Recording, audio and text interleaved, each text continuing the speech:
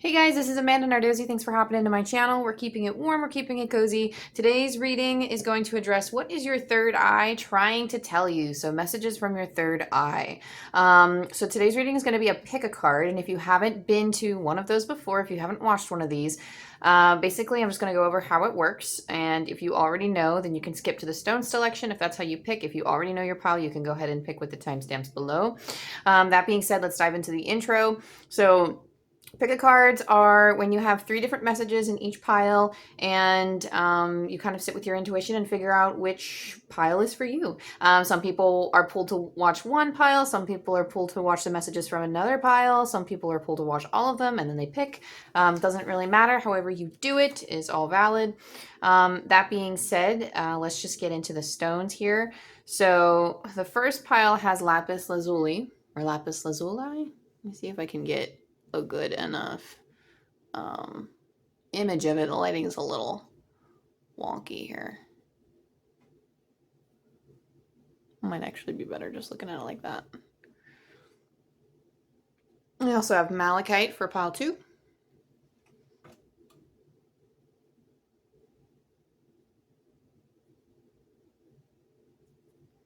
And then pile number 3, we have a nice piece of fluorite. Oh, there goes my Milo. We've moved the readings upstairs. Usually we do them down in the sunroom. All right, that being said, if you want to take a pause to the video so that way you can tune in. I always say drop into your heart space, let the dust spiritually, physically, and emotionally settle around and within you so that you can determine which messages are for you and which messages are for others. That being said, I will see you in your pile. All right, pile 1. You chose a lapis lazuli. Now, let me talk about the stone for a little bit because this for me is the OG lapis. I usually use this for throat chakra, self-expression. This comes when this stone might help you with like protection, authenticity. There's something like I just typically don't use it for protection, so protection is coming through. This is like a clear seeing or like seeing the truth clearly because lapis does, with the throat chakra handles truth. So let me take a sip of my coffee and then we'll get into your cards. So it's a little coffee and chill time. Okay, we're gonna get into your oracle first. We're gonna pull some tarot. We're just gonna channel like a free flow channel. Excuse me. So what you have first, you have Hathor light codes, light immersion, full system upgrade, power recall. We also have celebrate life. I celebrate every day by honoring and respecting all life on Mother Earth.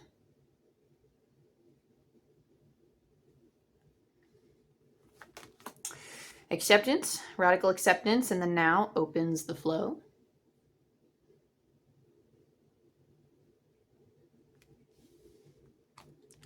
And heal the ouch. Okay, some of you quite literally just need to take some time in the sunlight. So the only thing I could really tell you, we can pull the book on this. I pull the book on usually all of these Kyle Gray cards from this deck because the Gateway of Light Activation is something that I only feel called to use it sparingly. So we're going to get like the full message out of here. But this is, light codes is basically something where, not staring directly at the sun, but going out, taking a picture of the sun and then kind of staring at the picture and then receiving information that way. Those are like receiving light codes or solar codes. I don't know. So psychic or medium had told me that at one point, that was something that I needed to do because I connected so closely with the sun. And that's something that I'm still learning to do because it's more of like a way that you can trigger like an intuitive download, and everybody's relationship with the sun is different. Everybody's relationship with spirituality is different. Let's pull the book on this. Hathor light codes. So it's almost like the information that you need to find, or like almost like how you can trigger downloads is just being in the sun. Hathor, also known as Het-Heru, which means House of Horus, is an Egyptian cow and solar goddess associated with the sky and fertility.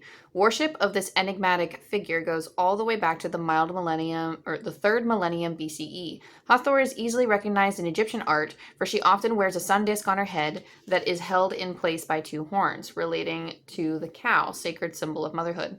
She is the divine consort of the hawk-headed deity Horus, allowing her to bridge this world and the cosmic realms and bring in the infinite light of the sun. In this gateway, Hathor is the figurehead of an intergalactic race of beings called the Hathors. There's a good chance that the ancient Egyptians were in touch with this divine race, as evidenced by the many Hathor pillars in the Temple of Dendera. The Hathors appear as elongated pillars of infinite light, illustrating their capacity to bridge heaven and earth. Their divine mission is to activate light upon the earth. Interlinked with both the energy of the central sun and Venus, they bestow solar light blessings and ignite the energy of unconditional love within. When you receive this light card, know that they are ushering in great blessings. So there's a little connect snippet here. If there's an aspect of your life that needs light, think of it now. So the message here is this is a light immersion. You're experiencing a full system upgrade.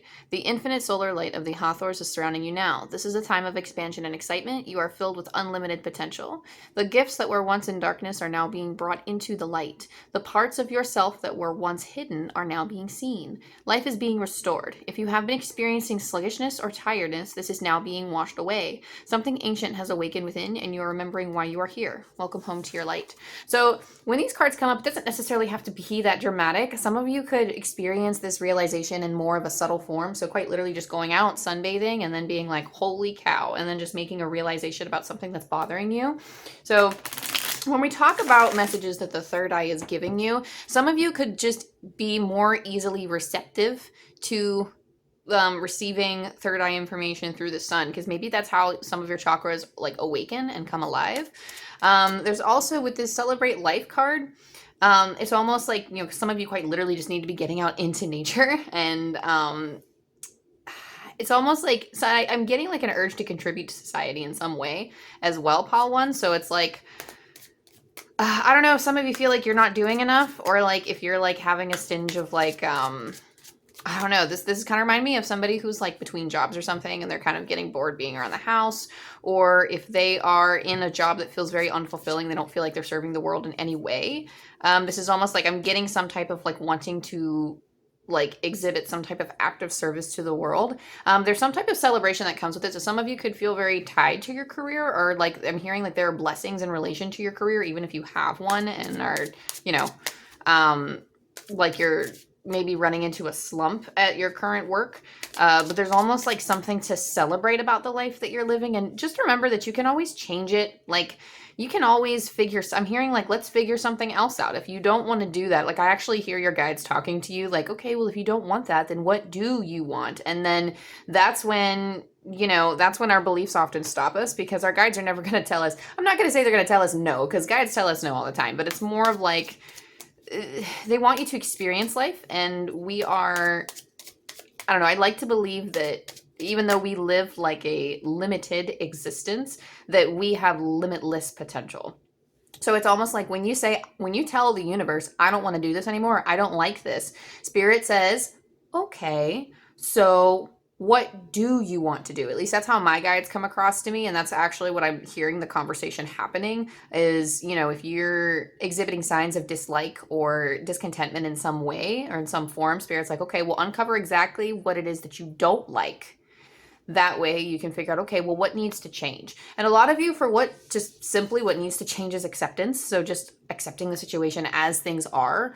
Because some of you, it's like you can celebrate life. You can it's almost like even on your road to change, I see somebody who has like a path. It's not linear. It feels very bumpy. It feels almost like you're out on like the rocky roads. Like this is kind of reminding me of like Western United States, where like, you know, there's just a lot of like bumpiness, like I'm not going to say like a lot of the roads aren't paved. That's totally not, like, you know, I haven't been out west, but like it reminds me of my friend who goes rock collecting out west, and she talks about like, you know, all of the dirt roads she has to go over. And so just for the record, there are a lot of paved roads in the West US. Okay. Let's just put that out there. But, you know, going out into like the more dry areas, going out into the more rocky areas, there might be more dirted paths. There might be more bumps in the road. And she often shares with me her adventures, but sometimes they're amazing and she finds amazing rocks and gems and such. And other times it's not the greatest thing in the world, and then her truck was stuck for 6 hours. So, you know, and I feel like that's kind of the image that I'm being shown, is that like you have like a few bumps. I do actually see you still moving though, not like you're stuck in any way, but there's that feeling of being stuck, and there are things to celebrate, but because there are some things about your situation that you're not accepting, it's preventing you from being able to celebrate those things. And it's almost like your third eye is trying to inch you towards acceptance, because it's almost like that's what we're trying to get you to recognize, is that if you want to change things, you need to accept things as the way they are first. Acceptance does not necessarily mean standing still and just letting things happen as the universe takes it, right? Not letting the world happen to you. Okay, let me just put that out there. Acceptance is just understanding the things that you can't change. It's understanding that even the things that you can change, just accepting it for what it is now and finding peace with that. And once you find peace with what is now, you can still work towards something better. Just don't let your catalyst for change be discontentment. Sometimes that's what we need, but I can't help but feel like if you're letting discontentment guide you, it's almost like it's going to take time to bring to fruition what it is you actually want. And Spirit doesn't want you to miss out on the things to celebrate in life while you're heading towards your goals. Does that make sense?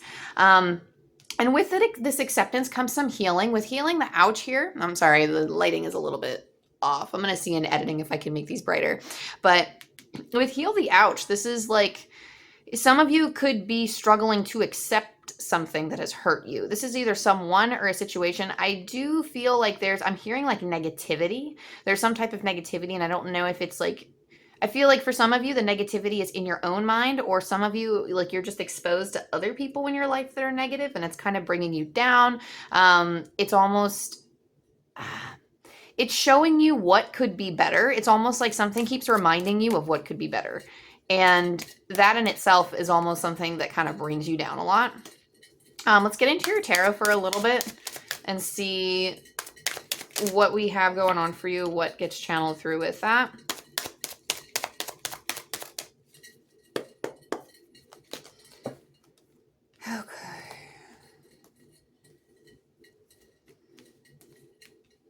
Okay, whoa, whoa, whoa, whoa, whoa. Okay, lots of energy at once. I probably should do like, oh my God, let's do one at a time. Holy cow. Okay, okay. Okay, sorry. I just like started shaking with all the energy, so let me just so like sometimes every channeler is different. For me, like when I look at a card, that's when the stuff starts to come through, and I just felt like a really big energy. It almost felt like a shift or a change. That tower at the end really signified some type of big movement, but it's almost like the trip there is just okay, let's get into it. So you have the Page of Cups. Let's talk about the Page of Cups, Spirit. Let's focus on this card in particular. So the Page of Cups is, I'm hearing like you might be waiting for the right time. Just understand that the page is they are like the forever student, regardless of what suit in the tarot they're in, right? So the cups deals with emotions, intuition. Spirit's going to be offering you some things in the meantime. They're going to be giving you opportunities to try to lift your spirits a little bit, some opportunities to celebrate. And that's almost like going to help you work on your acceptance of the now, because it's handling that duality of life of like, oh, some things are really good and some things really suck. You know, there's that energy of, you know, needing to handle duality in some way so that you can move forward and create a better life for yourself. But Page of Cups, they're going to be offering you some things. So be on the lookout for that. Oh, sorry, that was not the next card. Next card is Ace of Swords. Ace of Swords, this is, I'm hearing like, so I'm actually hearing for some reason it's like an emotional route. So it's almost like this is the journey of the emotions here. It's almost like it might feel a little topsy-turvy with your emotions because you're learning to kind of, I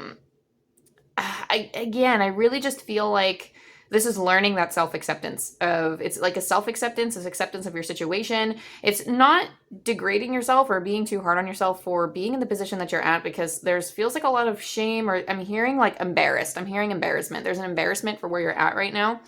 And the Ace of Swords is that it's all like, okay, we're not going to get into traditional meanings. I'm just going to say what Spirit is telling me. This is what, so sometimes I have to like stop and like remove myself from the traditional meanings because it blocks the message a little bit. But straight up, it's almost like seizing a new mentality.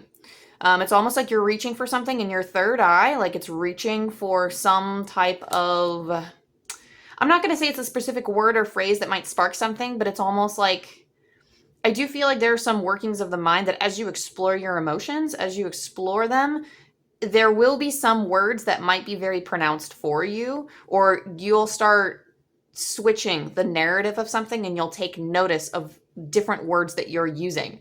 And I see you grabbing onto that and just clinging to it. I see you, like, when you're going through this emotional journey and you're making that change, you're going to start noticing the positive consequence of your thoughts following that. And it's almost like you make a realization, or you start to notice, holy cow, that's not what I would have told myself a week ago, 2 weeks ago, a month ago. I would have just said, oh, like I would have completely twisted it in a negative way, and I would have felt stuck. So, and it's almost like I do feel you, like I feel like a questioning of this change, like, oh, well, how did that come about? And it's because your feelings have changed. So I do feel like your thoughts thoughts follow your feelings. I know a lot of things are interconnected. Some people, their emotions are dictated by their thoughts.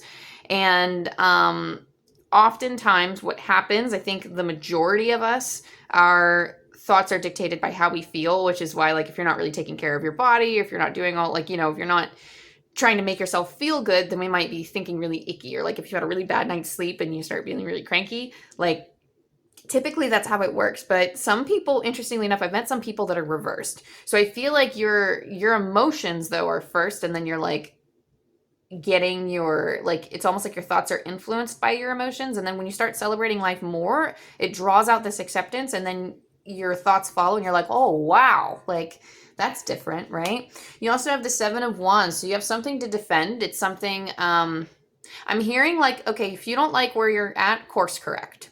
This is where you are like maybe going around a bend, and the path is telling you to go straight, but you want to just do a completely hard turn left. And Spirit's like, if you don't like where you're at, once you reach that acceptance, once you work on that acceptance of the now, how can you course correct to get out? And it's basically like what's being channeled through is quite literally somebody who might be guiding like a vehicle of some sort with this wand, and then just like shifting it like this. I don't know if you can see that. Sorry, my arms are everywhere as I'm trying to, and I forget that you can't see me because it's a pick a card. So it's like the wand's going up like this, and that's turning things. So they said, if you don't like where you're at, then you're going to start course correcting. You have the 9 of Swords. This might be really scary at first because change is difficult for anyone. The 9 of Swords is in relation to fears, but it is typically our mind holding us back. Swords handles the mind, beliefs, thoughts. These are changes that you can actually make, and they might be easy for some others. I'm not saying it's like all golden roses, rainbows, easy peasy lemon squeezy. Like that's not the vibe that I'm getting. It is difficult, but it's almost like it's challenging your mind more than anything else. If you had almost like, it's almost like, not that there's a right or a wrong mentality, but things would be a little smoother once your thoughts start aligning. And the reason why you have to accept and celebrate before you make the change is so that you can work through this 9 of Swords energy. So your third eye is pushing you towards acceptance. This is where it's interesting because I can imagine somebody coming to this video being like, all the signs and synchronicities are confusing, or I feel like I'm being called to just sit and wait, or I'm being called to sit in my situation. This is why, because it's like you're being guided to accept your life as it is and to celebrate and bring in the good moments, but it's so that you can undergo the emotional journey to change things, to get to the next step, so that you can pivot when Spirit needs you to, right? You have the Hanged Man. So through facing your fears, you come out with a changed perspective. So this whole journey, this is a whole emotional journey. It is a balance between like handling your emotional life that's influencing your thinking life, but it is taking place in the physical when you start to pivot. The energy starts to pivot. You start thinking about what type of course correction you want to make. You're fighting a lot of the thoughts and beliefs, but then like all of this is kind of forming a new perspective. It's getting your habits, your physical on board. It's getting your emotions on board that we're working with. It's getting your thoughts on board. When your emotions and your thoughts are getting to be on the same page, then your behaviors tend to follow because you start acting on it. So you also have, like, I see a new perspective. Like I see you like undergoing a huge transformation. And this is the card, I think, first of all, this card is where I sense the big energy shift. This is where the energy shifts for you and that change will actually start to happen for you. The Emperor, recognizing your power and your authority in your life. This is taking control of your life, taking control of like your authority. This is, you know, as we talk about lapis lazuli, this is authenticity. This is straight from your throat chakra. And this is like, it's not just as simple. Strengthening our throat chakra is not as simple as, you know, speaking our truth. Very rarely is it ever that simple. I think people make it complicated, and I think there are a lot of spiritualists out there, and even sometimes the message that my like guides channel through is just like, not my guides, but just guides in general, like when I'm connecting with these messages, sometimes the message is, it is that simple. But I'm understanding it's almost like, you know, we have a lot of physical things happening in the world, and we are guided by so many other different messages that they almost seem to conflict sometimes, right? So it's because you're sensing everything in the process. You're intuitively sensing that there's a bunch of stuff like you, it's like you feel change is possible, but you're meant to wait, but it doesn't make sense to you. And this is why, because it's not quite as linear as this, but there's a lot of change that's going to be happening, and we don't anticipate the things that we want or ourselves changing. Sometimes when we're trying to manifest, we don't anticipate ourselves changing in order to accommodate for the things that we want. But changing in a good way. It's almost like the energetic vibration of getting closer and more aligned to where we need to be. But you're recognizing your power. You're taking it back. Again, this is the authenticity stone. So this is like basically your guidance and direction of where spirit is trying to lead you. And then the Tower. So it's almost like, okay, something must fall. Something must fall away. Whatever this looks like for you, but the Tower is not as scary. So this isn't where all of the power is. When I'm intuitively channeling, all of the power feels like it's in the Hanged Man and the changed perspective. It doesn't feel like, you know, the Tower obviously is going to be difficult with change and everything, but I can't help but feel like the Hanged Man feels way more powerful than the Tower here. And that's because this is the change that needs to take place. And it's almost like you're diligently working on rebuilding this Tower. So I feel like this whole Tower moment is by choice. This is something that you choose. A lot of times when the Tower happens, it's like an external event that just completely wrecks everything, and then you have no choice but to rebuild. The Tower usually comes when we are forced to change, when we feel pushed towards change. This is that push that spirit gives us, right? But I feel like you'll be more ready to handle that push because it's going to be more internally driven. The things that you want to manifest, it's going to launch into, like, it's almost like that's the catalyst for this Tower moment, but spirit wants to wait for you to be ready. Okay, they want to wait. They want you to like almost go through this internal change. And that's what your third eye's been telling you. They've been trying to communicate through your third eye, this stuff. So again, get out in the sunlight and, you know, get those light codes if that's something that resonates with you. Because that is a very interesting card. A lot of people don't know about light codes. I actually have to study it more myself because I was told that I receive downloads through the sun. But also just when people connect with my energy, it's so funny because when I do like exchanges with people, you know, I had one. Like, there were like one or two psychics that were like, oh yeah, well, I was trying to get a feel for the type of person you were. And, you know, they just kept saying that you loved the sun. And it's so interesting because I used to hate the sun. I used to be like a pasty white little girl who just did not want to go, you know, I was playing video games inside all day. And now I'm somebody that's like, you know, I'm basically a plant. I just need water, wind, and sun and fresh air. That's it. Oh, Sorry, coffee.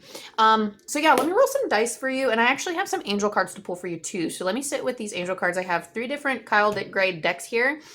And I really feel like you need this one. So this is the Angels and Ancestors deck. And we're just going to see if there's any extra guidance before we roll some angel dice for you. Let's just get some angel messages in here. Related to your third eye, related to just, you know, your guides trying to guide you in the right direction. Your higher self trying to get you in the right direction. Oh, mama. Okay. So you have Wise One. Grow within your current situation. So we quite literally just talked about what your growth process is going to look like. Just understand that this is all happening like for you, not to you, right? So I do feel like this is something like, I don't know, there's some like type of nostalgia, interestingly enough, like remember when, like they're telling me, remember when, and the reason why they're saying this is almost like they're trying to indicate that you have many past lives, you have learned a lot. That's a little weird. So like I'm actually seeing shadows in my right eye. I don't ever see spirits like in the physical sense. So that was a little wild. Okay. But it's almost like Okay, so like some of you, okay, so now that's interesting. Let me sit with that and make sure that that's the message. Some of you may have actually seen some what you maybe you felt was dark entities, or like there was like a clash of some type of spiritual thing, like when you were young or when you were a child, you might have been able to sense things, and it might have been very scary for you. And maybe that's caused you to shut off your intuition a little bit, or it's like because you were afraid to witness certain things or you were afraid to sense those things, you've kind of shut it off a little bit.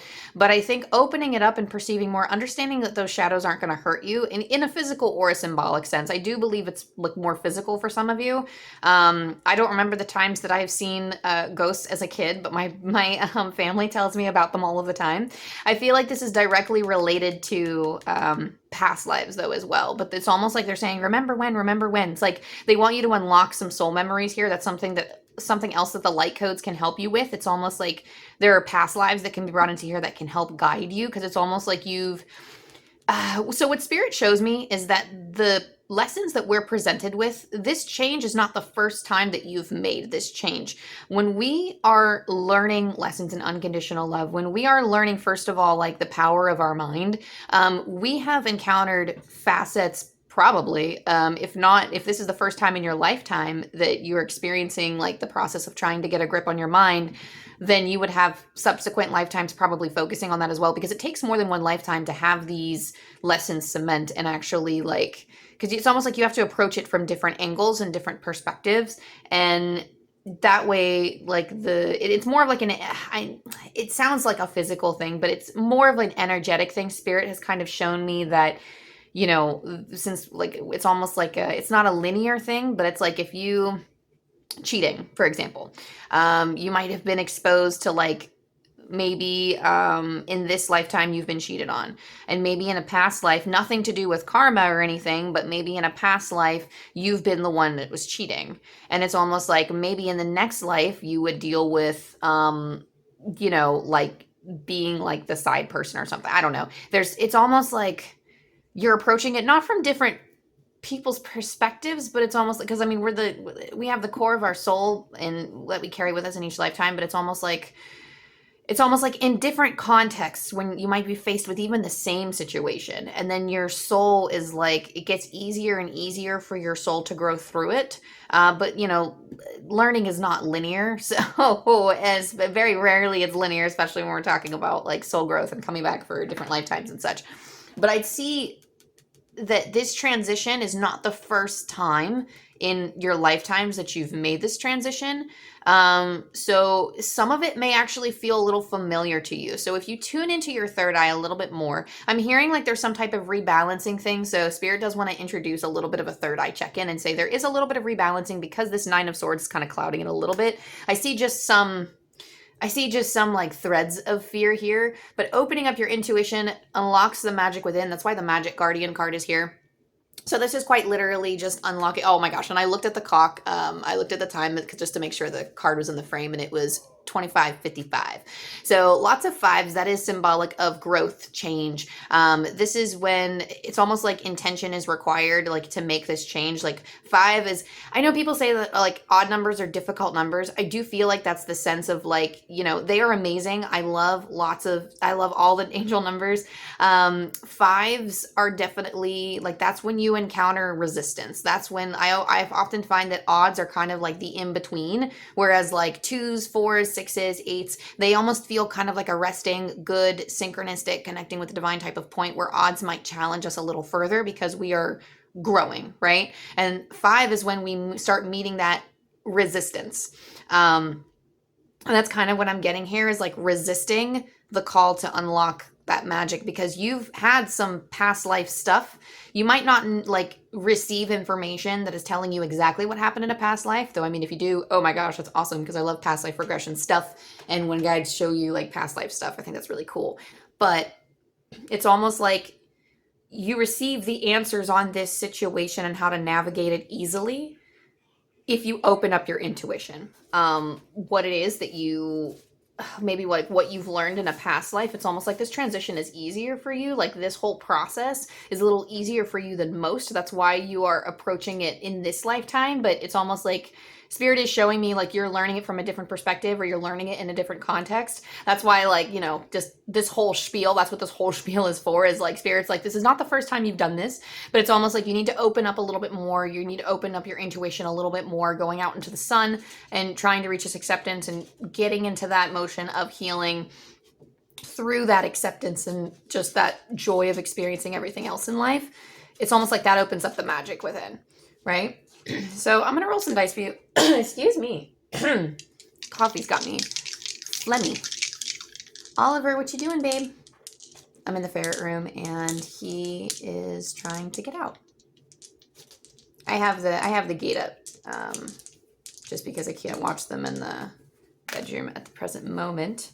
Okay, let's see. Your numbers are 385, so I'm going to pull from Angel Numbers by Kyle Gray. It's interesting because the 5, we talked about 5s, and it ended up all the way down in front of me. So that energy of change is still very strong. Don't be afraid of it. It's coming because I feel like, again, it's just that emotional, it's almost like you're getting to be like you're getting to be in a better emotional and mental place to be able to make that transition. So 385, I always read these messages twice. You are being encouraged to know that there are many ways forward. Let go of any stubbornness and be willing to see your current situation differently. One more time, you are being encouraged to know that there are many ways forward. Let go of any stubbornness and be willing to see your current situation differently. So Pile 1, that was your reading. I hope it helped you. If this resonated in any way, go ahead, like it, subscribe, and all the things. That way you can keep up to date with the channel. I post weeklies and collectives. It's been a while since I've done a pick a card, so thank you so much for joining me. I really do miss these. I'll have to like do a little bit differently with the setup so that way I can make it like brighter for you. And like it's been a while, and this is the first time I think I've done a pick a card in this new space, which I'm very excited about. I'm very happy about it. I really missed this because it's what makes me fall in love with tarot and oracle and just content creation in general. Like, this is where I started, was looking at pick a card videos and just having my life just completely transformed from the spiritual people that I've met. So that being said, I think that's everything. I love you, I love you, I love you, and I'll see you next time. Bye. All right, here we got pile 2. And if you chose pile 2, this is the malachite. Let me talk about the stone for a little bit. So I almost dropped it there. Malachite is, it's like the stone of, I don't know, the words, I'm just going to say the words that are coming to mind, but this is almost like intense focus, possessiveness. It could be just releasing. A lot of this, I use this for releasing fears and just kind of embracing change. But this is a lot of like the internal work. This is the internal change stone. I don't know why like possessiveness specifically is coming to mind. I think that got channeled with this stone before. But it could be like clinging too tightly to something and needing to like unravel and just kind of like energetically working through the knots. Malachite can help like loosen up some of the knots and just start to let things go. So we're going to put that up here. And then we're going to look at your cards. We're going to go into Oracle. We're going to channel into each one. And I'm also going to read from this book because I only use this deck, The Gateway of Light Activation by Kyle Gray. I only use it like once in a blue moon. I find that this is not a deck that I need to call on often. So we're going to have this here. I'm just going to have it off to the side. And then we're going to get into some tarot. So let's see what we got.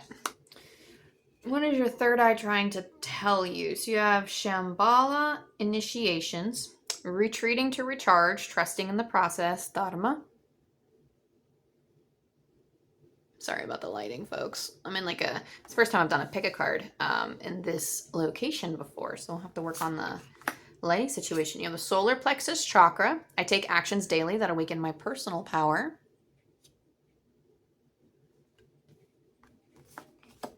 Liberation. The doubts and fears still come up. You don't believe anymore that they're you. And magical shapeshifter. Or I'm sorry, magical map shifter.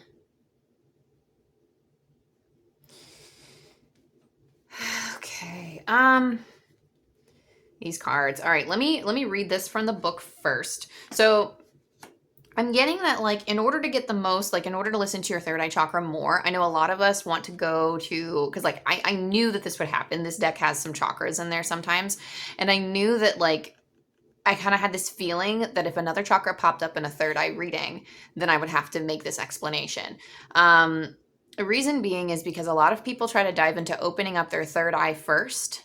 And the problem is that you might not be ready for what you see. You might not be ready to, it's not like opening, but all of the chakras are important for rebalancing. If you're trying to open up the heart wide open, for example, not just the third eye, if you're trying to open up the heart wide open, then you might find that it's too open because some of your other, not too open, but like I don't think you can have chakras that are too open. It's just when you have other chakras that are out of balance, those help moderate each other. It's all one system. So if you have one that's working in overdrive, then there could be things, caused by that. Like if your solar plexus is off, for instance, or if your personal power doesn't feel like it's fully there and you need to just like rebalance your solar plexus chakra a little bit, and you're trying to open your heart or your third eye wide open, for instance, it's almost like, you let too much energy in because the solar plexus helps you put up boundaries. The solar plexus help you recognize your worth. So maybe you're like,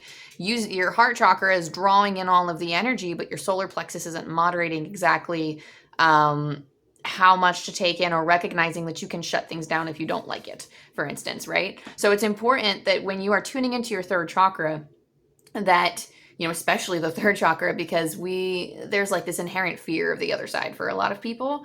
And it's also dealing with the mystical. There's no guidebook, there's no manual talking about, these chakras, especially the third eye. And that's the one everybody wants to open, right? So it's almost like needing to get the solar plexus chakra balanced, because there's like, it's almost like there's feelings of fear in relation to your own power. And it's almost like you need to go on a journey to recognize how powerful you really are. And this comes with liberation. So some of you might have been in a past where you felt controlled. Some of you, like maybe that's why possessiveness came up with Malachite, is that maybe you felt that someone was possessive over you or possessive over what you've done. And it's almost like you need to step out and recognize that, you need to make the changes that you want to see for your life. It's almost like, it's almost like you need to feel kind of responsible.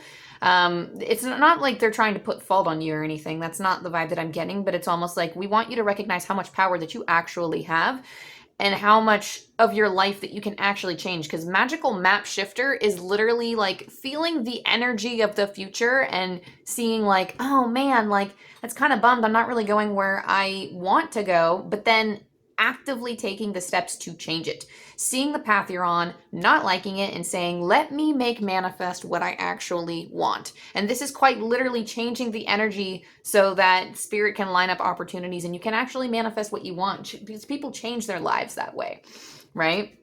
It's not set in stone, but as a spiritualist, as somebody who senses energy, like I'm a Reiki healer, so I work with energy a lot. I work with the chakras a lot. So especially when you're sitting there in a psychic reading and people go, okay, well, I feel like, this is a possibility in the future. They're picking up on energy threads, they're picking up on the energy threads of information, not only from your guides and from the divine, but also the energy. If they're psychic, they're picking up on your own energy and how you are directing it and how you are moving with that energy. So this is why, it's very important that when a psychic says something is going to happen in your future, that you don't cling to it too much, right? We are completely free to dictate our path the way that we see fit. We won't be able to control everything. This is not about control. This is about being able to manifest and create what we want. So if we hear something from a psychic and we go, I don't really like that, or if we're feeling the energy going a different direction, be the magical map shifter. Change the map. Say, you know what? I understand I'm at this point, but I want to be all the way over here. I want to go to a completely different map. So let's move things. Spirit says, let's go. Let's make those changes, right? So let's talk about Shambhala initiation. Sorry if I'm not saying that correctly. We're going to open the book to that, and we're going to do some reading on that to see what it's talking about here. Shambhala initiations. Retreating to recharge, trusting in the process, Dharma. Shambhala or Shambhala, also known as Shangri-La, is a city of light said to be hidden somewhere in the Himalayas near Tibet. According to theosophical teachings, this etheric retreat is where we can come into contact with some of the greatest spiritual adepts, enlightened teachers, and divine masters to ever walk the earth. In Buddhism and Hinduism, Shambhala is said to be the home of a god Shiva and Buddha's enlightened beings. And in the Bon tradition, every year thousands make a pilgrimage to Mount Kailash. Mount Kailash, the supposed location of the hidden city, as this is said to bring good fortune. We can visit the etheric retreat of Shambhala during the dream state, astral travel, and meditation. If you feel it is calling to you or that the energies of this gateway seem familiar, you may have been there before. The golden temple of Shambhala sits in the heart of the Himalayas between the physical and non-physical and is said to appear to seekers who are ready to expand their awareness. It is a sacred energetic temple of all enlightened masters, particularly those who are connected to the Eastern traditions. They form a great galactic and universal council of elders who support the turning of the wheel of Dharma. Dharma is a Sanskrit word that relates to the unfolding of our life path. So this is a connecting point, but the message here of the Shambhala is when things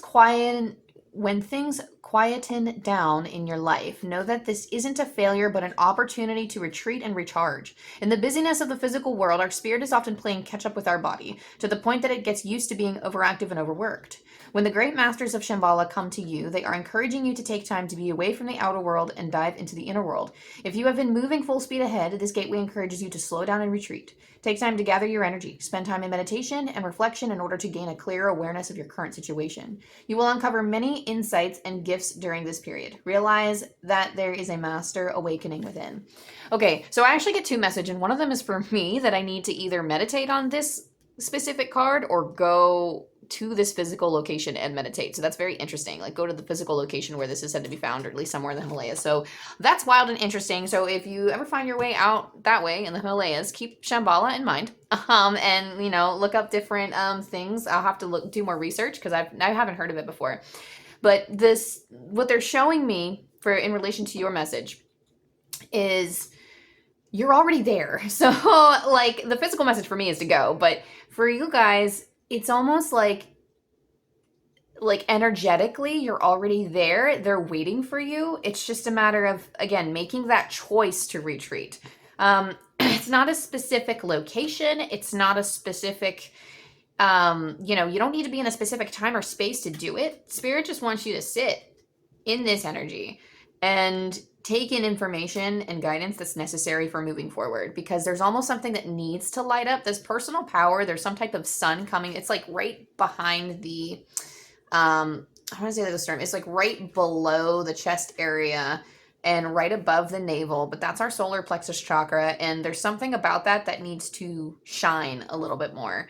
And calling this energy stepping in and just asking your guides to come to you, asking ascended, for some of you, I'm getting ascended masters. So if you connect with like Jesus or Buddha or some type of ascended master, call them in. I'm getting a very specific message about like for you connecting with ascended masters.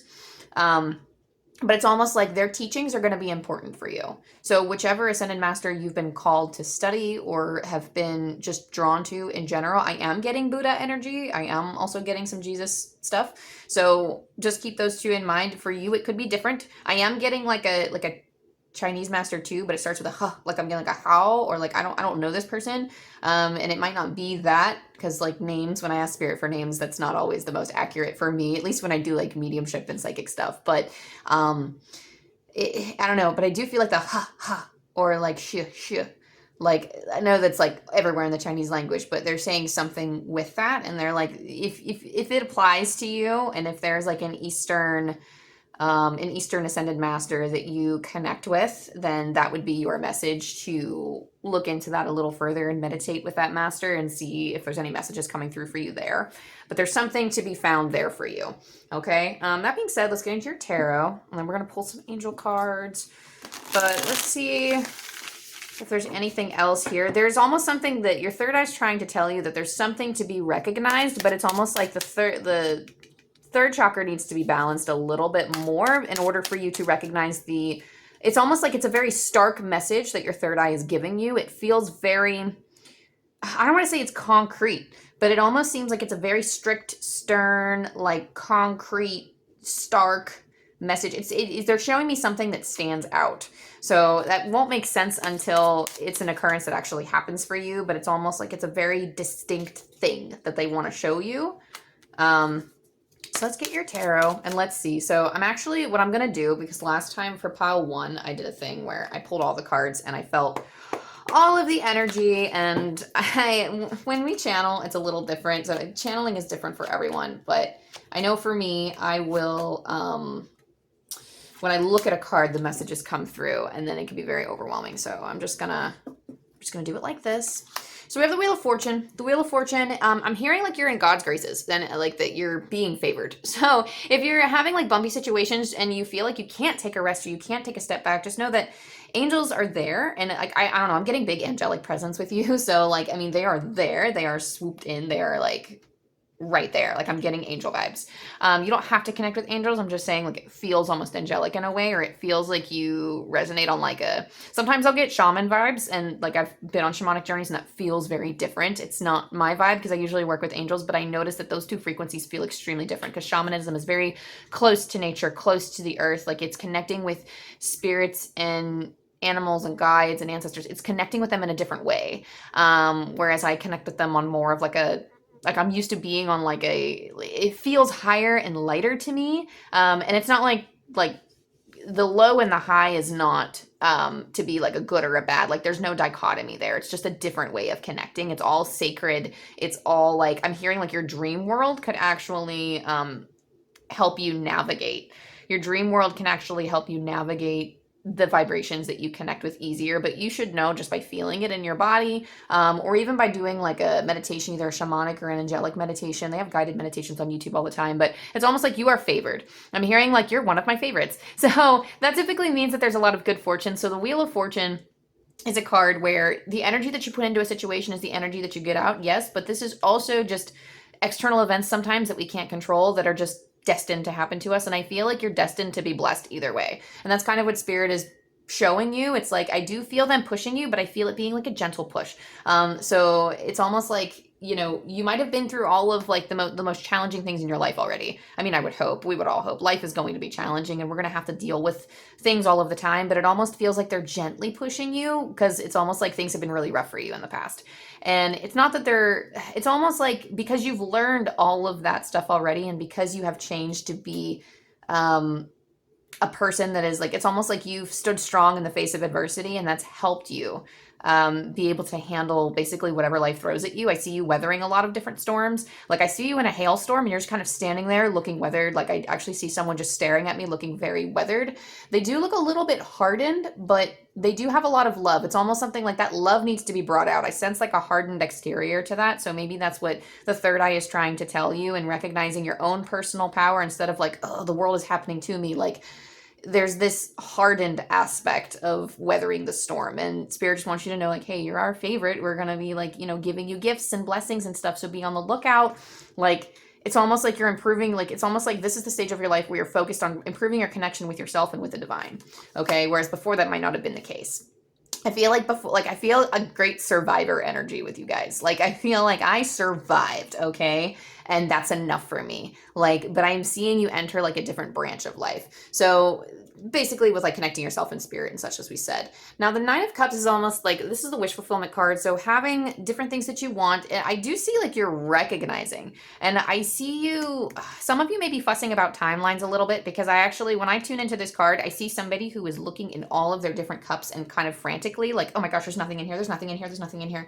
And there's this energy of like loss, or this feeling of, man, I wish I would have done differently so that I can actually feel more accomplished, or that I could, like, you know, I wanted to achieve certain things at a certain time. And everybody, it's so interesting because especially next to the Wheel of Fortune, everybody's on their own timeline. Spirit just wants you to keep in mind that you can afford to take a break, because maybe this rushing, I do feel like for some of you, you could be rushing just to try to keep up with other people's timelines because you want to achieve things early. And I understand if you're like, for example, if you're somebody that wants kids and you're like a woman or something, you're on a biological clock, right? If you want to bear children, there are other ways of making that dream come true, just throwing it out there with like adoption and everything. But it's just an example of like, you know, like our dreams can still come true, but over time we would just have to moderate them a little bit. It wouldn't be like the most, like, you know, and for some of you, I am hearing precious little ones. So for some of you it is kids, but, it's almost like some of these things can still happen for you, or there's opportunity here. Just understand that they may take different forms.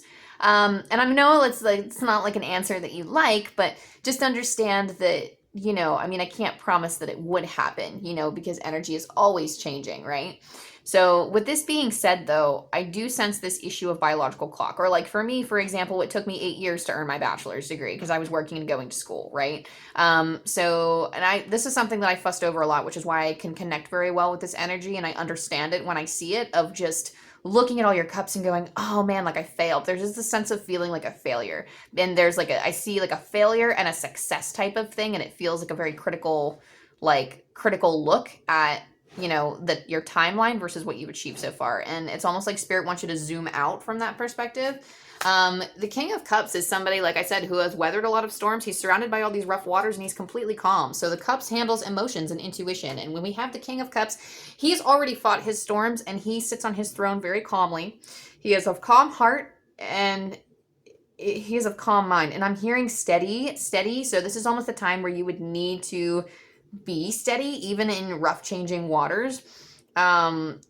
So if the world is just kind of being all chaotic around you, I do feel like not only can you weather the storm, but you can still step back. I do feel like what's needed, because the King of Cups is extremely good at, you know, tuning into his intuition in the midst of the chaos. And that's almost kind of like what you're being asked to do with Shambhala. I keep coming back to this card because it almost seems like something that's a challenge for you. And maybe that's why, like, this is the message of like the third eye that's coming through with you. Sorry, Oliver's getting into my deck, so you might hear him banging a little bit in the background. He's going full explorer mode. It's really cute. Hi, baby. Maybe if he comes close enough, you guys could say hi. You also have a Tower card. Now, the Tower, I do feel like this is almost some type of change. It does feel sudden. It does feel a little hard. But like I said, excuse me, coffee makes me phlegmy sometimes. You've weathered a lot of storms, and I do feel like, again, I feel you being very capable of this Tower moment, but it's definitely something that I feel like you're going to handle. I don't know. It's almost like when a problem comes up, you don't think twice about it. You're just very like, fix it. Let's go. And it's almost like you become focused on that problem and you're like, all right, let's fix it. Let's restructure. And that's what I see you doing. I see you going full on business mode, but it's almost like you have to retreat first and make those realizations, because it's almost like you feel happier and more confident when this Tower moment comes up. Because sometimes, like, when the Tower moment comes up, we are happily restructuring. We're like, oh, good, thank God this is done. Like, sometimes it's painful because we're falling from a really high tower, right? And change is not always like the best feeling vibration, because we are learning, you know, we're learning and we're getting out of our comfort zone and we're learning new things. But it almost feels like, you know, in the past, you've focused and fixed things out of fear. And it's almost like you were driven because you didn't want XYZ to happen. But when you're connecting with your personal power, this message that the third eye is trying to tell you is understanding that you have the power of choice, that you have the power to change things. It's almost like I see you willingly moving things around in the Tower. You're still fixing the problem that's coming up, or you're still focused on restructuring your life in a way that you want, but you're less on the fix it so XYZ doesn't happen. You're shifting your perspective to fix this and restructure it so that A, B, and C will happen. Does that make sense? Let's move on to the next card and add some more to this message here. King of Pentacles. So some of you could be walking into financial wealth or trying to build up your financial wealth, and that might have been the hard moments for you, is handling finances. The King of Pentacles is somebody who is very resourceful. So even if he doesn't have a lot of money, he's still surrounded by abundance and he knows how to use it. He knows that he can call on help from certain people. I'm hearing that like strangers favor him. So it's almost like he has some type of credibility in the environment. And this is somebody that I think you resemble, or that it's almost like you recognize, you see parts of yourself in the King of Pentacles, of understanding that you are very resourceful, that you do have abundance, whether it is in a financial form or whether it is just having resources available. Hang on, Oliver is trying to see what we're doing. So if you wanted to meet Oliver, do you want to meet our friends? This is Oliver. He's got to know everything that's going on. Oh, baby. All right, I'm going to set him down because he keeps trying to look down on the table and get into it. I love you. Thanks for joining me for a second.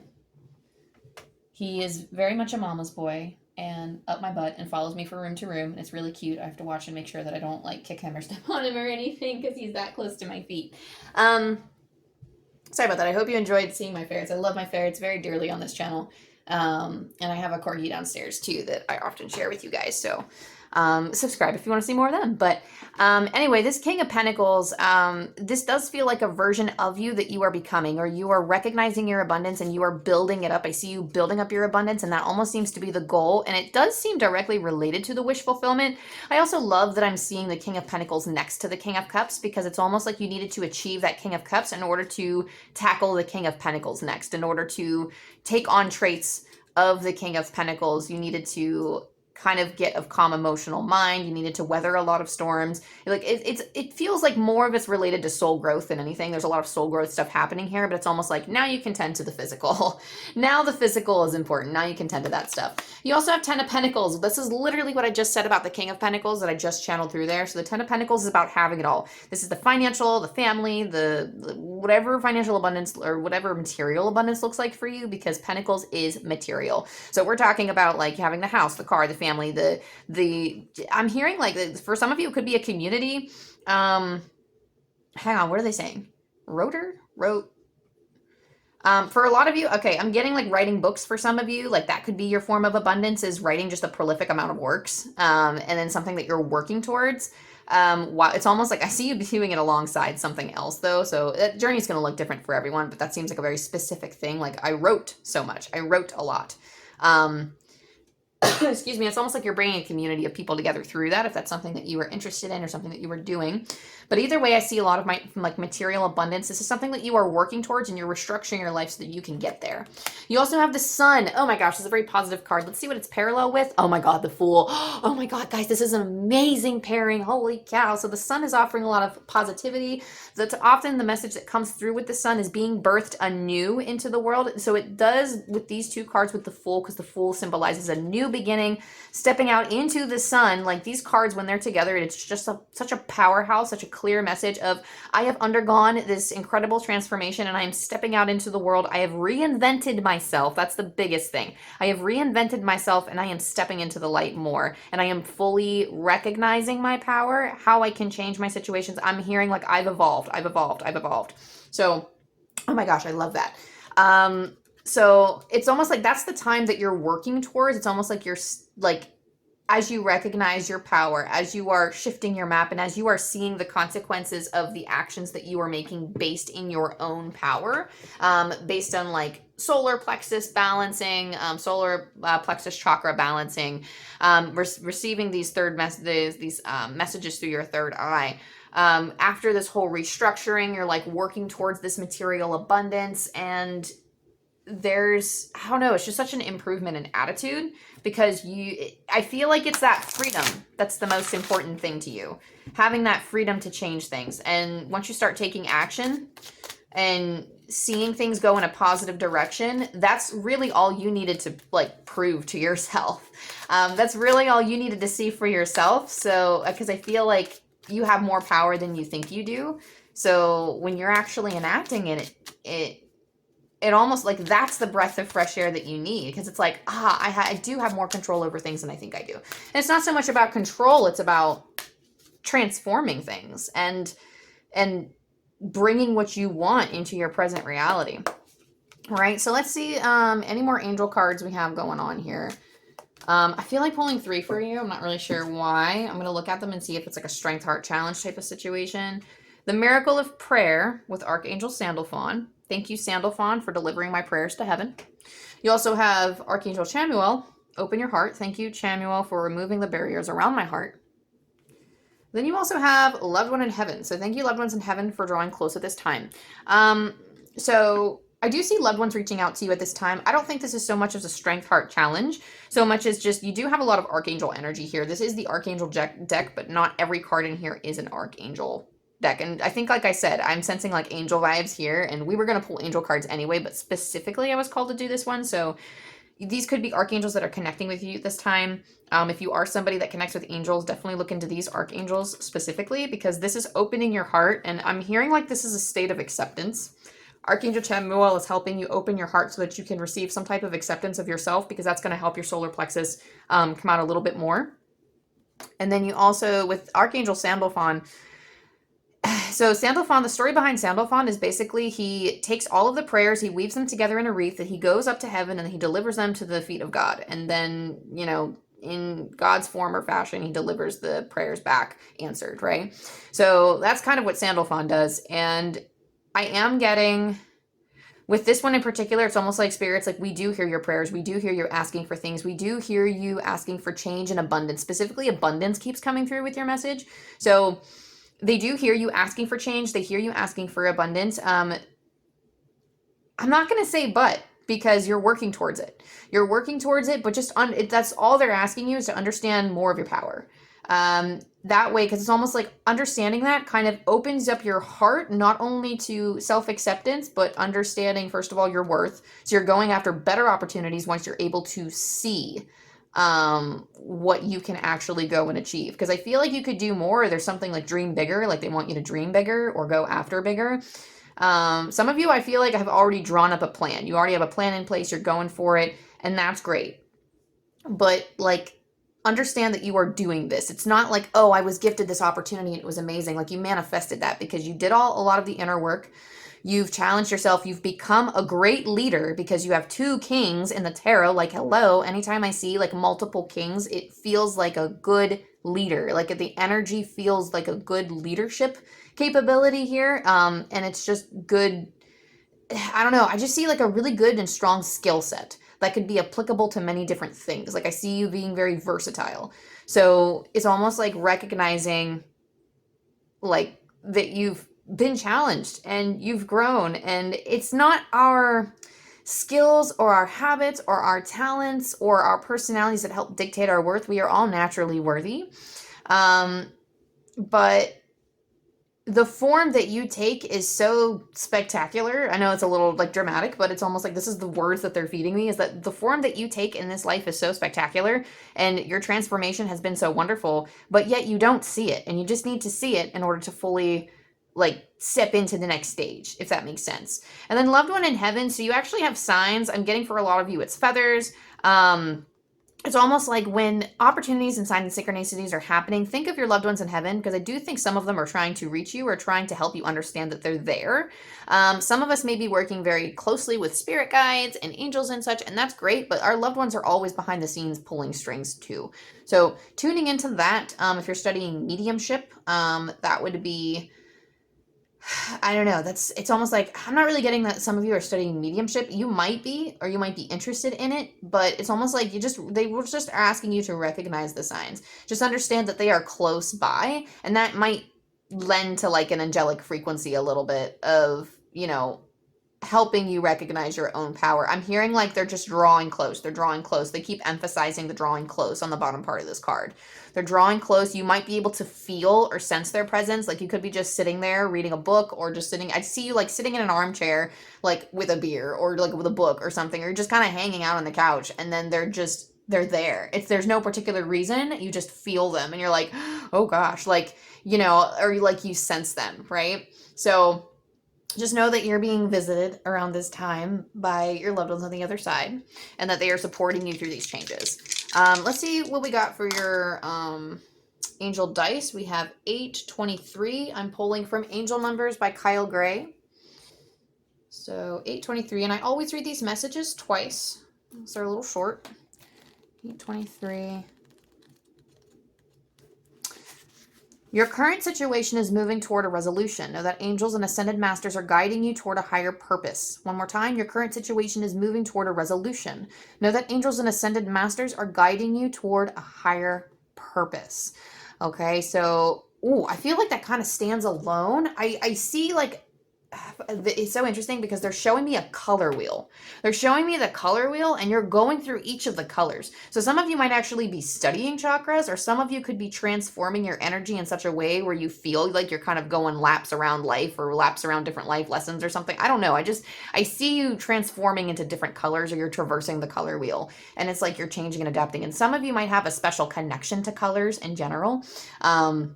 And that could be like a confirmation message for some of you. But that being said, that was your message pile 2. Thank you so much for joining me, and thank you for letting me step into this energy. This was very beautiful. If this resonated with you in any way, go ahead, like it, subscribe, and all the things. That way you can keep up to date with me, what I'm doing. I post, this is the first time in a while I've actually done pick-a cards. I usually do collectives. I would like to do more pick-a cards in the future. Once I get like maybe like a little bit better lighting and setup and such, and maybe we'll do like a different format down in my sunroom where you can see better. But I really miss doing these. I do weeklies for each zodiac sign, so if that's something you're interested in, definitely follow along. I teach tarot on Instagram and Facebook, so definitely go check that out. Follow the link below, and I offer personal readings on amandanardozzi.com. There's a list of my services there, and you can shoot me an email, and we can work with that and see what you want to look into. So that being said, I love you, I love you, I love you, pile 2, and I'll see you next time. Bye. All right, pile 3. So you chose this piece of fluorite. And I don't actually know the uses for fluorite. I have a lot of it because they're like these little 25, 50-cent machines that give out rocks in the rural areas of my state. And I've gotten a few of them, and I'm like, wow, I have somehow accumulated a lot of fluorite in my travels. But sometimes people use this for like connecting to a third eye. I did try to find amethyst for this pile. I did. If you were drawn to this, you may also be drawn to amethyst as well. I just couldn't find my amethyst stone. Fluorite is almost like, it's almost like, I don't know. I see something with clouds and then moving the clouds away. So this could be some form of working towards like a clear seeing. I'm sure fluorite has like official uses, but just being channeled, it's almost like I see a bunch of clouds and having the clouds clear. So that could be a part of your message too. Excuse me, I'm a little phlegmy because that's what coffee does to me, but it's a coffee and chill type of reading.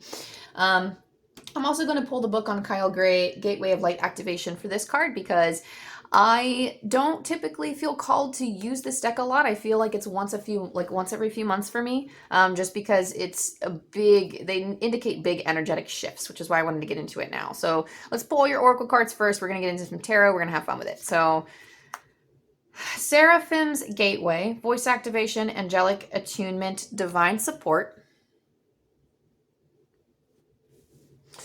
You also have meditation. I meditate daily to allow universal wisdom to flow through me. Delusion. Intention without surrender can be a fast path to delusion. And Field of Dreams. So I do see, especially with this delusion card coming out, I see, first of all, a lot of angelic guidance around you at this time. That's just given with these two. Meditation is almost like, I don't know, I'm hearing spirit say, stop. Like, it's almost like you're trying to force something to happen with delusion, because it's like that intention without surrender. So it's almost like you are putting forth the action and then you just like keep beating a dead horse. Like, let's go, come on, keep going. But there is a process of co-creation. When Field of Dreams comes up, this is the card of co-creation with spirit. This is dreaming about what it is that you truly want to bring to fruition. And I'm not saying that some of you don't know what you want, and 2s could also be a magical number for you. You have 2 for meditation and 21 on Field of Dreams. So 2s and 1s are pretty powerful numbers as is. I do feel like they're very close to the angelic frequency. It's close to like that 0, that oneness. But there is 2s could be your number, 1s could be your number. I'm also getting like 0s for some of you, like close to that wholeness. But it's almost like you need to take a step back and like, yes, you're working towards the things that you want, but if you are clinging too tightly to it, it's hard for it to manifest because you're not fully open to the opportunity around you. So just understand that there is some type of attunement, there's some type of visits from angels, or there's some type of intuitive downloads that you would be receiving, especially when this card is present, through meditation. So understanding that meditation is a way to rebalance your energy too. So your third eye is trying to kind of get you to rebalance it a little bit, because the third eye rules our discernment as well. So when delusion card comes up, it's almost like when our third eye is way too active, or when we're not paying attention to our third eye at all, we get caught up too much in the physical and we're lacking that connection with spirit a little bit. And that makes co-creating a little bit difficult and challenging because we are trying to force something to work, or we are just operating in our daily field without that form of connection. Excuse me. And I do feel like the third eye itself just needs to be a little rebalanced with the meditation, because again, there's messages to come through. They want you to release your hold on things and step back to listen. And it's almost like stepping into a state of trust is going to do you well. And it's like they want you to reconnect with the things that you want, because it's almost like Excuse me, I'm so sorry. Oh my goodness. Whoa. We're going to pull the book on Seraphim's Gateway so we can get a little bit more details. But it's almost like with Field of Dreams, I'm just getting that some of you might be working towards something and Spirit just wants to make sure that this is what you want. And I know you, like, I feel some of you going, of course this is what I want, Amanda. Like, don't second guess me. And but I feel like because you're pushing for something, there's a sense of frustration, or there's a sense of not knowing which direction to go, or not knowing how you can make it manifest, because you might have been putting in the work and not seeing a lot of progress. And again, it's one of those things where sometimes reconnecting with your wants, it's mainly just an energetic shift that needs to happen. Sometimes it's not what we're doing in the physical. Sometimes it's what we need to be doing on a spiritual and energetic level in order to bring that physical in, right? Because we could be putting in all of the work and still having not a lot of stuff happen. So tuning into the energy might benefit you a lot, right? So let's pull up Seraphim's Gateway.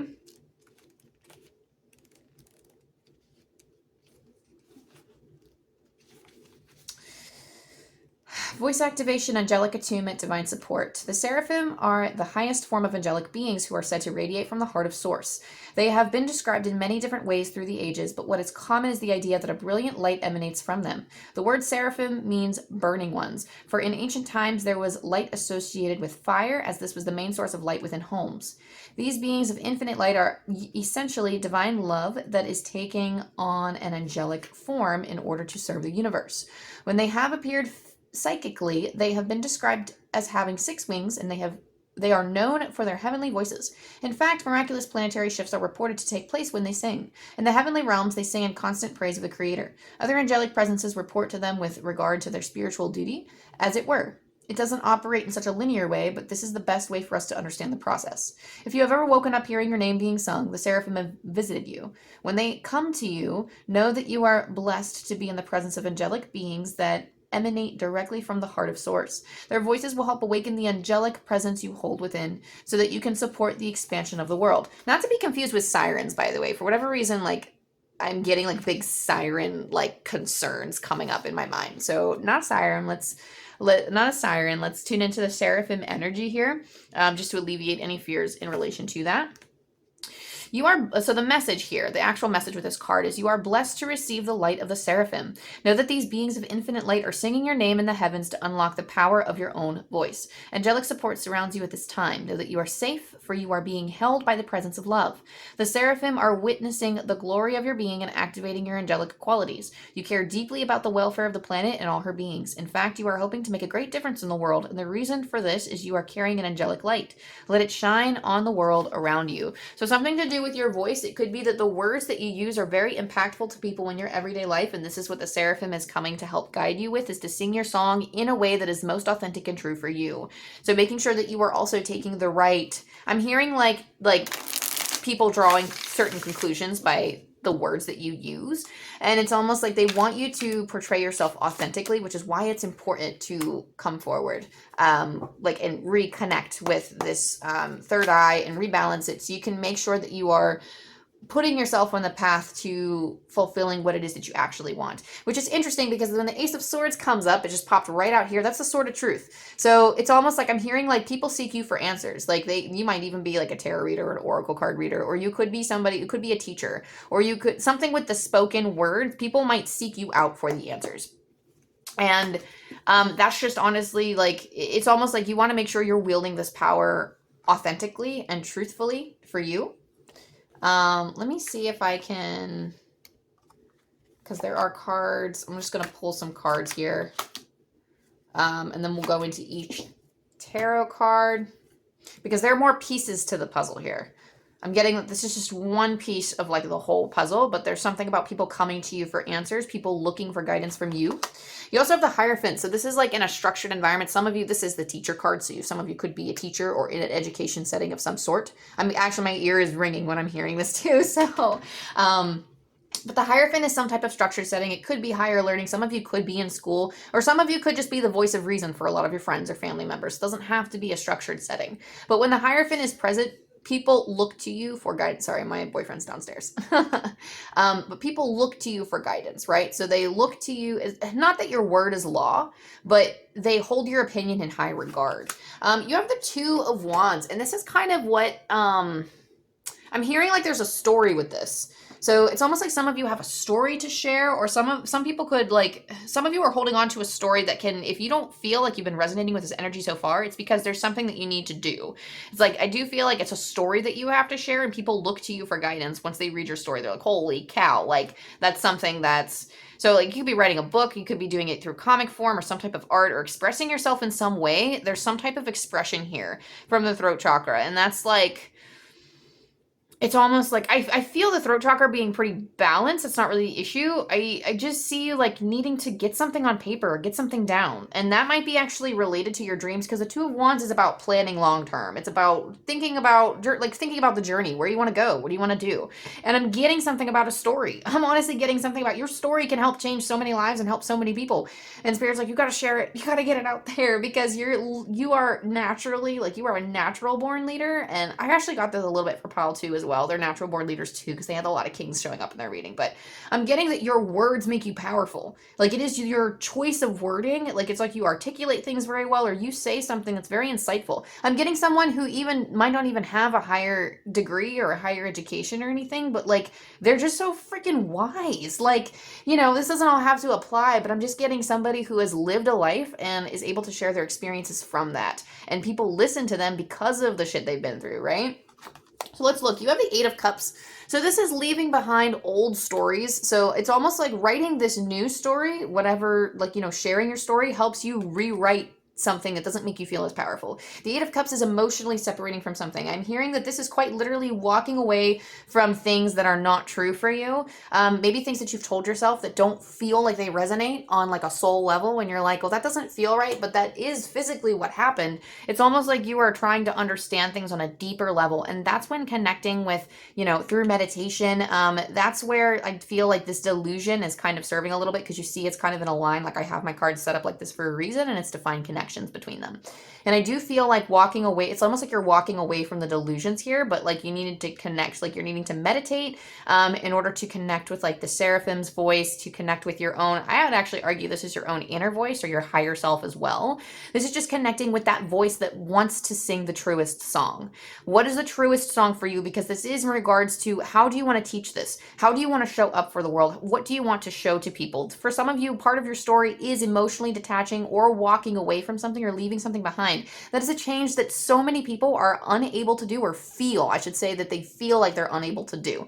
We always put these physical limitations on us, and it's never easy, okay? It's never easy. It's never something that I would bash anyone for. Like, I've sat in situations for years because I felt like I couldn't get out of it. I'm still even sitting in situations that, you know, I mean, it took me 29 years to break free from a certain situation that I didn't like. I'm 29 years old, so we could trace the origins of that as we see fit. But it's almost like breaking away from a story, something that you feel like you have to do. I'm getting like a sense of obligation. So for some of you, this could be a feeling of obligation that you're breaking, and the obligation itself is the delusion that's been presented in something that you're meant to break. You have the Empress. This is creating. I'm hearing that you're finding joy in whatever it is that you're creating. You actually find joy in telling this story. If you have an aversion or a resistance to telling this story or sharing your voice with the world, I don't think, first of all, there's like a Nine of Swords type of energy in here. It might seem a little scary because you feel like people won't accept it, but I feel like the main issue is I want to approach it in a way that feels most authentic to me. And it's also like I'm hearing that I don't want to step on any toes, because some of you are literally, when you're sharing your voice, you're throwing other people under the bus. If that's something you're worried about, or if you're worried about retaliation, you can always disguise the like, that's what I'm doing. Like, when I'm writing, I'm actually like going to write a book. I'm focusing more on getting my life like on more solid ground first.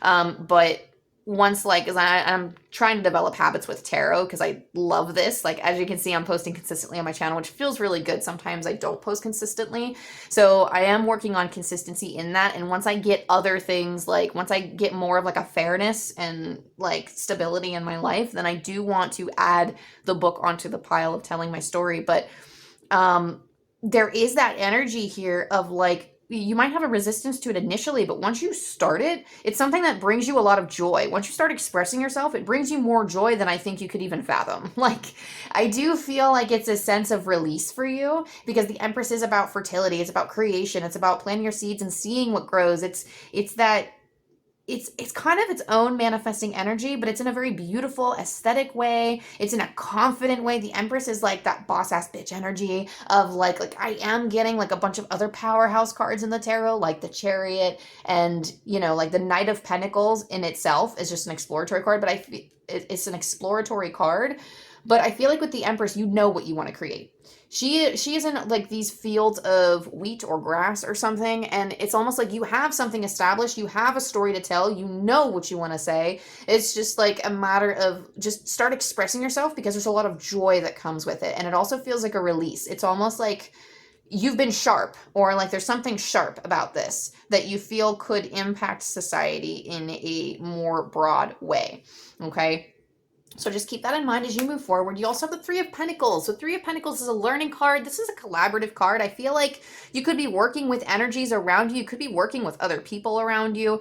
You could be collaborating. I'm just going to use the book. You don't have to be writing a book, but this is just the thing that I connect with the most. Use it as a symbol and apply it to your life however you see fit.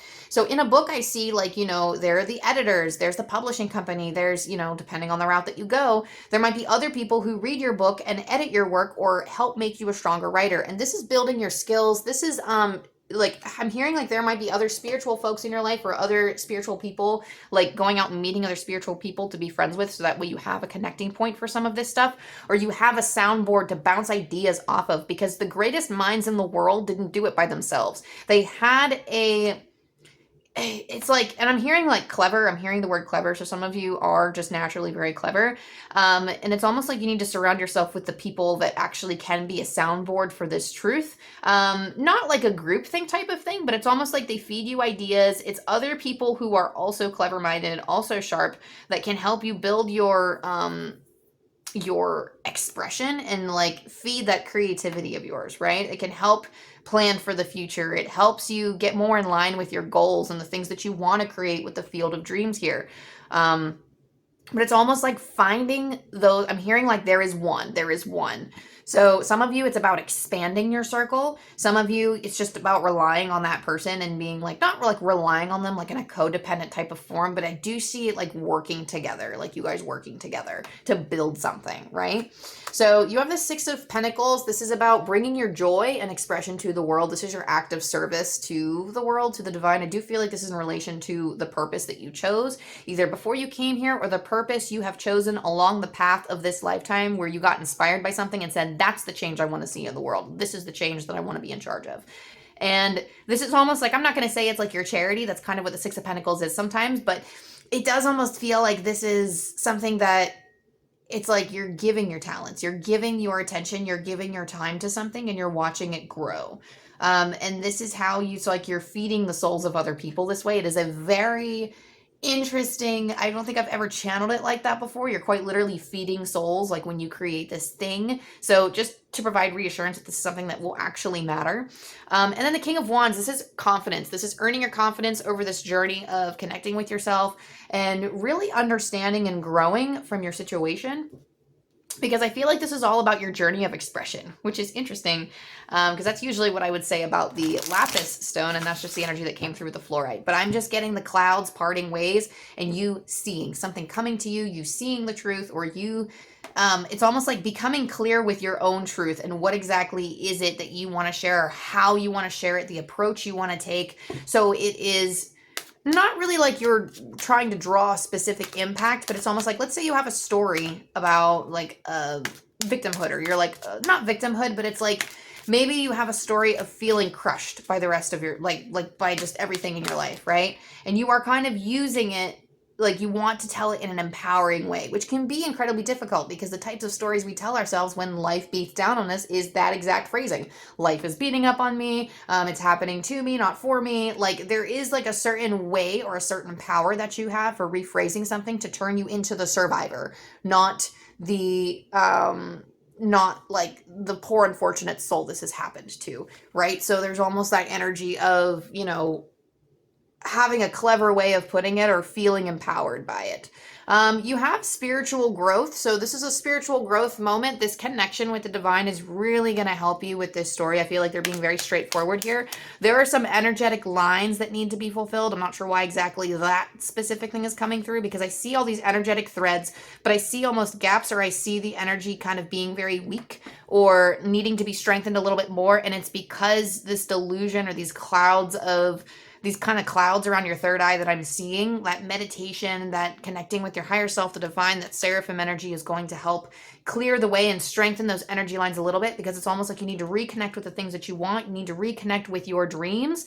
And I'm getting like for some of you, it's just breaking cycles and getting out of those cycles. Maybe like a cycle of feeling like you can't achieve them, or it's a cycle of feeling like, or it's a cycle of this belief that, oh, my words aren't actually that good. There's something here that needs to clear in order for you to strengthen those energy lines to that future that you want to create. And that's what that meditation is for. That's what, this journey is about for you right now. Let's see what other cards we have for you. You also have romance and connection. So for some of you, this one other person could be like a romantic connection for you. For some of you, the story is about a romantic connection you've had in the past, whether it ended up for good or for worse. It's all in the highest good because we're learning from it, but it's almost like some of you, that's the trip around. I'm hearing like some of you took a trip in that romance category, and that's something that you were meant to share, or that romantic connection that you had with another individual. I'm actually also hearing the romantic connection you thought you had with an individual too. So there's something there. Some of you, if you are in healthy relationships, this could be like, this almost feels like a supportive type of energy. Like they are here helping lift you up and help clear the mind a little bit more. I do feel like coming back to yourself to reorient yourself and tell your story is important. So I don't see the focus being completely on this other person.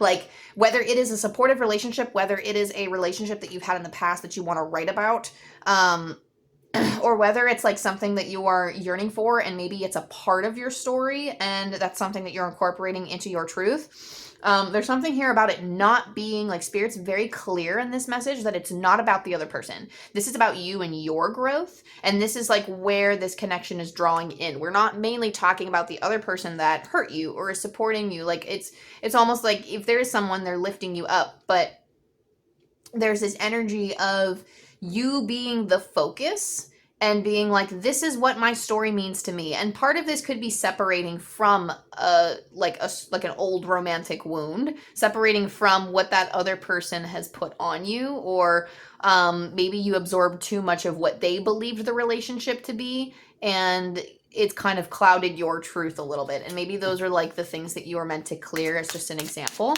Let's pull one more card and then we'll get into some angel dice for you. What else do we have going on for our pile threes? We have angelic protection. So you're protected at this time. I'm kind of feeling like this is Archangel Michael energy, by the way. Like when this card comes up, I always think of Archangel Michael and I call him in for every one of my readings, just for my own protection and just so I can feel like the presence of angels, because I connect very closely with angels.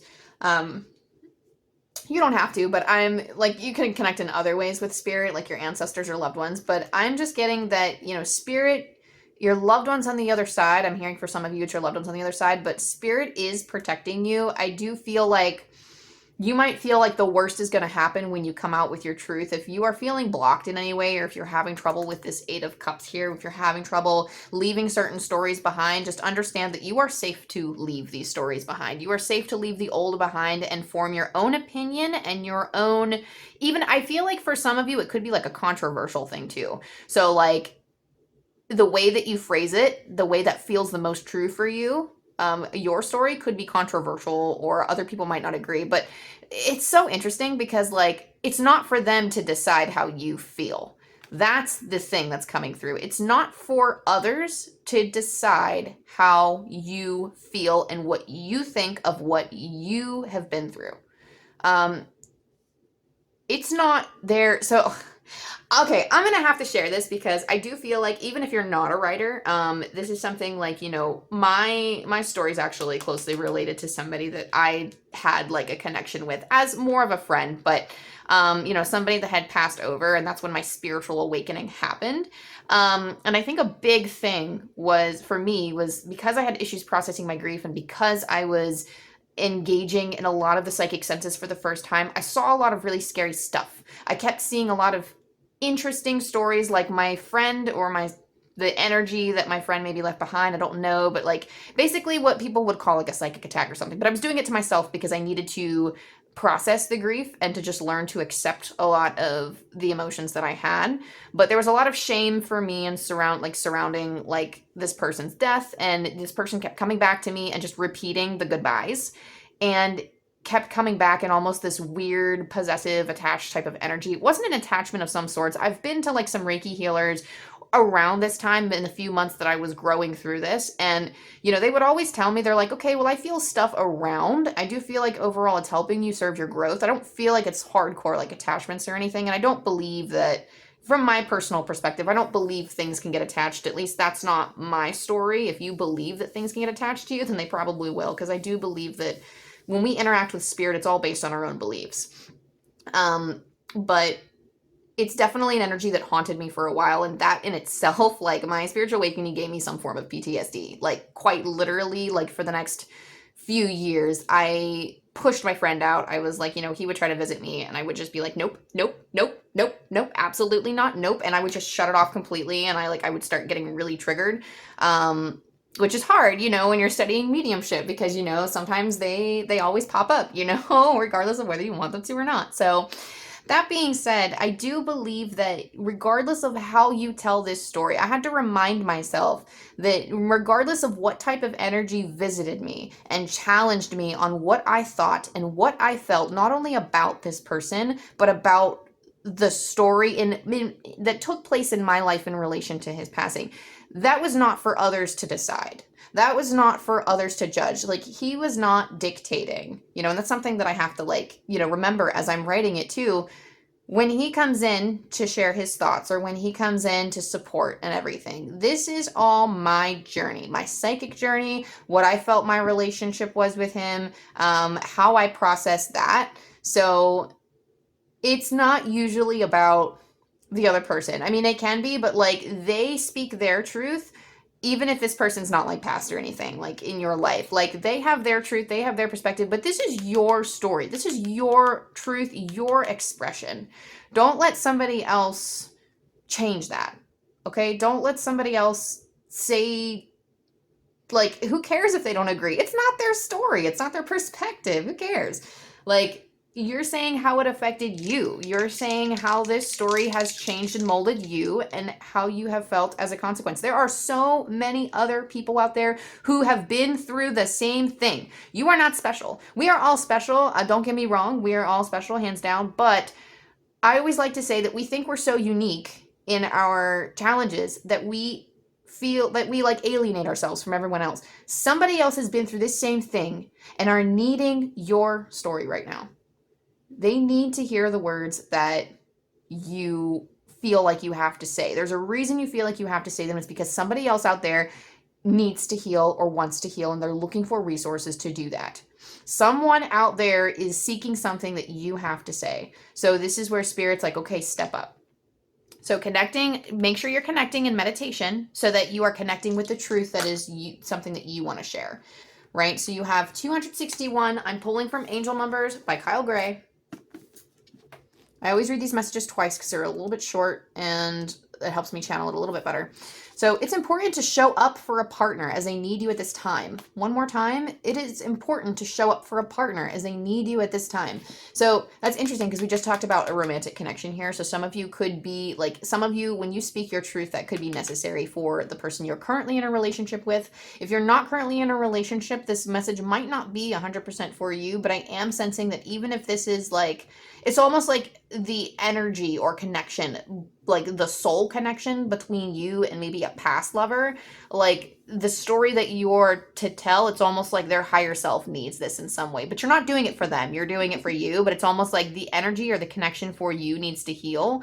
So it's like, if it's not for your partner, then it's going to be for you, if that makes sense. If you're not resonating with the fact that there's like a partner that like needs like your words or your support at this present time, I do feel like it's, and I'm not saying go back to this person, like, if it's somebody that you've gotten out of your life and that you're stepped away from or whatever, but this does feel like this spiritual work here of telling your story so that some form of that connection can heal. Even if they have even if they find it one day and have just like a really bad reaction to it and might for them cause hurt because they'll be like, oh, I know who they're talking about. But regardless of what the situation is, I do feel like it's spiritually healing. It's good for you. It's good for the spiritual threads that have kind of been left severed or wounded in some way. Not like some of us would want to heal that relationship, but I'm just getting there's just healing in general to be had. So that being said, pile 3, I hope this helped. If this resonated, go ahead, like and subscribe. That way you can keep up to date with me. This is the first time in like forever. I think it's been months since I've done a pick a card reading. So I really enjoyed sitting in this space with you. Thank you so much for allowing me the time to sit in this energy, for reading for you today. I post collectives usually. I post weeklies every so often. If you do want to see more pick a cards, definitely leave a comment down below and let me know. But I definitely want to get like a different setup going on so that way we can get some better lighting here so you can actually see, and maybe just do them in my sunroom from now on from a different angle. But I do like the idea of looking down and seeing the cards and like the different relationships between everything. So that being said, I'm wondering if there's anything else I need to mention. I teach tarot over on Instagram and on Facebook, so definitely go check that out. Drop a follow if you wanted to follow through on each individual card. I post occasionally about each card, and I talk about the different things that I've channeled with each tarot card. Right now we have the Ace of Wands, we have the Two of Wands coming up, and then I'm editing the Three of Wands at the present moment. It's like a new thing that I just started, is an idea that I had, and I just got all my pictures done, so I'm doing all the work behind the scenes, and it's really awesome. And I also offer personal readings on amandanardozzi.com. I have a list of services. You can just shoot me an email, and we can schedule that.